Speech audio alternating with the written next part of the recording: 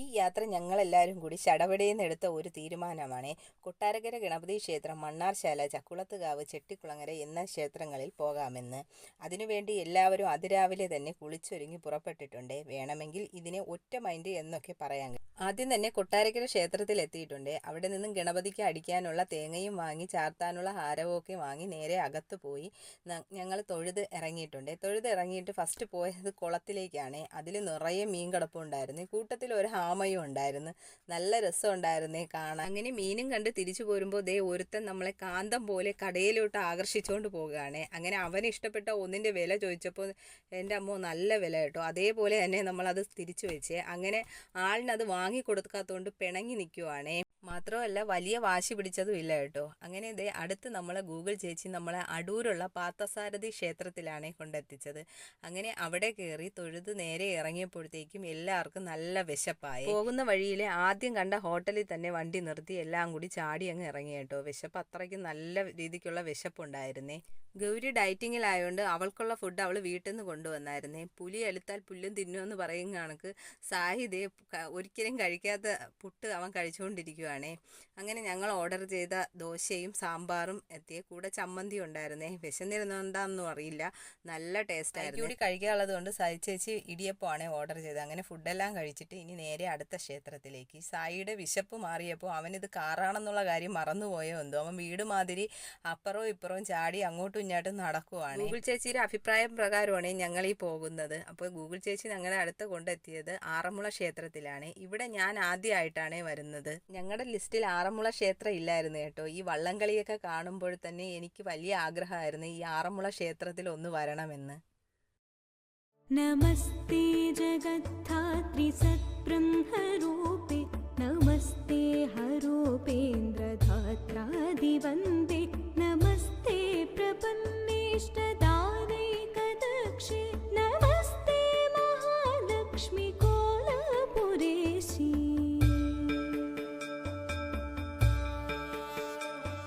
വിധികൃത്തിവാസാ ഹരിർവിശ്വമേതത് സൃജത്യത്തിപാദീതി യത്തത് പ്രസിദ്ധം കൃപാലോകനാദേവ തേ ശക്തിരൂപേ. ഇത്രയും പടിയും കയറി ഇറങ്ങാൻ വയ്യെന്നും പറഞ്ഞ് അവരാരും താഴേക്ക് ഇറങ്ങി വന്നില്ല കേട്ടോ. ഞാൻ മാത്രമാണ് താഴേക്ക് ഇറങ്ങിപ്പോയത്. അവിടെ നിന്നപ്പോൾ നല്ല കാറ്റും നല്ലൊരു തണുപ്പും ഒക്കെ ആയിരുന്നു കേട്ടോ. നല്ല രസമുണ്ടായിരുന്നേ. കായലിൻ്റെ സൗന്ദര്യമൊക്കെ ആസ്വദിച്ച് മുകളിൽ വന്നപ്പോഴത്തേക്കും ക്ഷേത്രത്തിലെ ആനയെ കൊണ്ടുവന്നിട്ടുണ്ടായിരുന്നേ. അങ്ങനെ ആനയും കണ്ടിട്ട് ഇനി നേരെ അടുത്ത ക്ഷേത്രത്തിലേക്ക് പോവുകയാണ്. അപ്പോൾ തൊട്ട് താഴെ ഒരു മാമൻ കുറേ ബുക്കുകൾ, നമ്മളെ ഗ്രന്ഥങ്ങളും ഭഗവത്ഗീത, പിന്നെ ദേവി ദേവന്മാരെ ഫോട്ടോകൾ എല്ലാം ഉണ്ടായിരുന്നു. എല്ലാം ഞാൻ കണ്ടത് മാത്രമേ ഉള്ളൂ, ഒന്നും വാങ്ങിച്ചിട്ടില്ല കേട്ടോ. സായിക്ക് അവിടെ നിന്ന് ഒരു തോക്ക് വാങ്ങി കൊടുത്തിട്ടുണ്ടായിരുന്നേ. അങ്ങനെ അത് കുറച്ചു നേരം വെച്ച് കളിച്ചിട്ട് നമ്മുടെ പോരാളിതേ നല്ല ഉറക്കത്തിലായി. സായി ഉണരുന്നത് വരെ ഞങ്ങൾക്കും അല്പം വിശ്രമമാവാമേ. അങ്ങനെ ഇതേ നേരെ ഇനി നമ്മൾ വന്നിരിക്കുന്നത് ചക്കുളത്ത് കാവിലാണ്. ഈ ക്ഷേത്രത്തിൽ ഞാൻ ഒരുപാട് പ്രാവശ്യം വന്നിട്ടുണ്ടേ. നമസ്തേ ജഗദ്ധാത്രി സത്ബ്രഹ്മരൂപേ നമസ്തേ ഹരൂപേന്ദ്രധാത്രാദിവന്ദേ നമസ്തേ പ്രപന്നേഷ്ടദാനൈകദക്ഷേ നമസ്തേ മഹാലക്ഷ്മി കോലപുരേശി. ഞങ്ങൾ പോകുന്ന വഴിക്ക് കണ്ടതാണ് വയൽ വിത്ത് ഇടുന്നതിന് വേണ്ടിയിട്ട് നല്ലതുപോലെ ഒരുക്കിയിട്ടിരിക്കുവാണ്. കണ്ണെത്താ ദൂരത്തോളം അങ്ങ് നീണ്ടു നിവർന്ന് കിടക്കുവാണ്. ഞങ്ങളുടെ ഏരിയയിലൊന്നും ഇപ്പം ഈ കാഴ്ചയൊന്നും കാണാനില്ല കേട്ടോ. അങ്ങനെ നമ്മളൊന്ന് വണ്ടി നിർത്തി നല്ല കണ്ട് ആസ്വദിച്ചിട്ട് പോവുകയാണ്.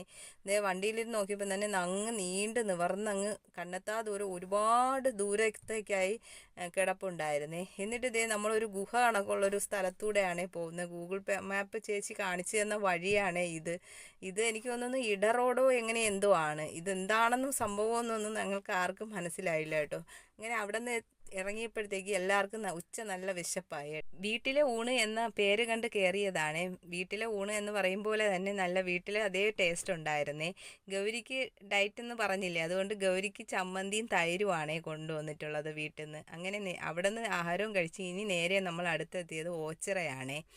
ഫ്രണ്ടിൽ തന്നെ ഓച്ചിറ കാളകളെ കൊണ്ട് നിരത്തിയിട്ടുണ്ടായിരുന്നേ. അവരെ നമ്മളൊന്ന് തൊടുവാണെന്നുണ്ടെങ്കിൽ അപ്പോഴവിടെ പൈസ വെക്കണം കേട്ടോ. ഞങ്ങളാരും അതിനെ തൊട്ടില്ല. അങ്ങനെ തൊഴുതിറങ്ങിയപ്പോഴത്തേക്കും സൈഡിലായിട്ട് ഇതേ കുറച്ച് പ്ലാവുകൾ നിൽപ്പുണ്ടായിരുന്നേ. ഇനത്തിലെ പ്ലാവങ്ങാണ്ടായിരുന്നേ.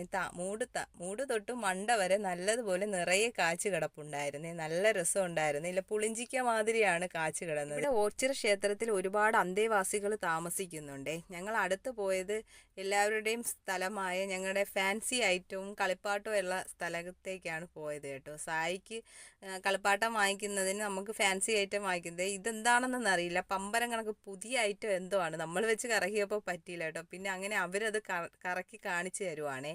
അങ്ങനെ സായിക്ക് 2 കുഞ്ഞു കാർ, അവന് വലുതിലോടൊന്നും വലിയ താല്പര്യമില്ല കേട്ടോ. 2 കയ്യിലും ഓരോന്നും വേണം. അതിന് വേണ്ടി അപ്പോഴേ അവിടെ വെച്ച് എടുത്തു വെച്ചിരിക്കുകയാണ്. ഇവിടെയും കുളം ഉണ്ടായിരുന്നേ. നമ്മൾ ചെന്നത് ഏകദേശം ഉച്ച കഴിഞ്ഞ് വൈകുന്നേരം അടുപ്പിച്ചായതുകൊണ്ട് തന്നെ ആമ്പലെല്ലാം അങ്ങ് തവിഞ്ഞായിരുന്നു. അങ്ങനെ ഇതേ അടുത്ത് എൻ്റെ മെയിൻ ഐറ്റമായ കമ്മൽ വാങ്ങാനായിട്ട് കയറിയിരിക്കുവാണേ. ഒരുപാട് കളക്ഷൻസ് ഉണ്ട് കേട്ടോ. ഏതെടുക്കണമെന്നുള്ള കൺഫ്യൂഷനിൽ അങ്ങ് നിൽക്കുക. തിരിച്ചും മറിച്ചും ഒക്കെ നമ്മൾ നോക്കിക്കൊണ്ടിരിക്കുവാണേ. അങ്ങനെ 2 മണിക്കൂറത്തെ നോട്ടത്തിന് ശേഷം ഞാൻ വാങ്ങിച്ച കമ്മലാണേ ഇത്. അങ്ങനെ അടുത്തതേ നമ്മൾ എത്തിയത് കാട്ടിൽ മേക്കാതിൽ ക്ഷേത്രത്തിലേക്കാണേ.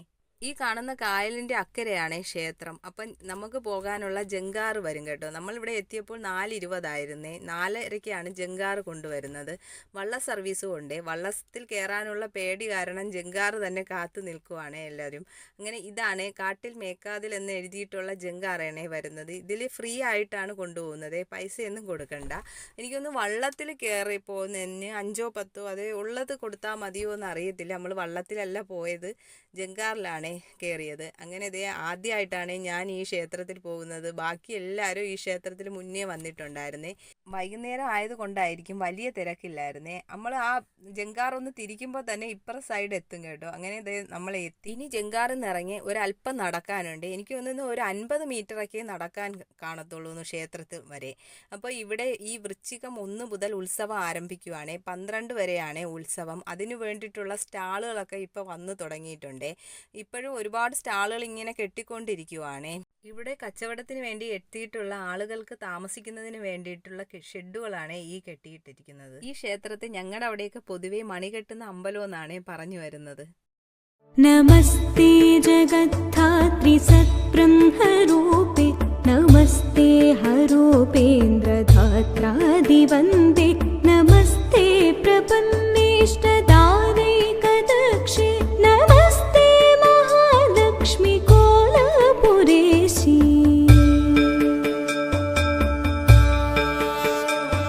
വിധികൃത്യ ഞാനും ഇവിടുത്തെ പ്രധാന വഴിപാടായ മണി കെട്ടുന്നതിന് വേണ്ടിയിട്ട് ഒരു റെസിപ്റ്റ് എഴുതിയിട്ടുണ്ട്. അത് നമ്മൾ അകത്ത് കൊണ്ടു കൊടുക്കുമ്പോൾ അവിടെ പൂജിച്ച മണി നമുക്ക് തരും കേട്ടോ.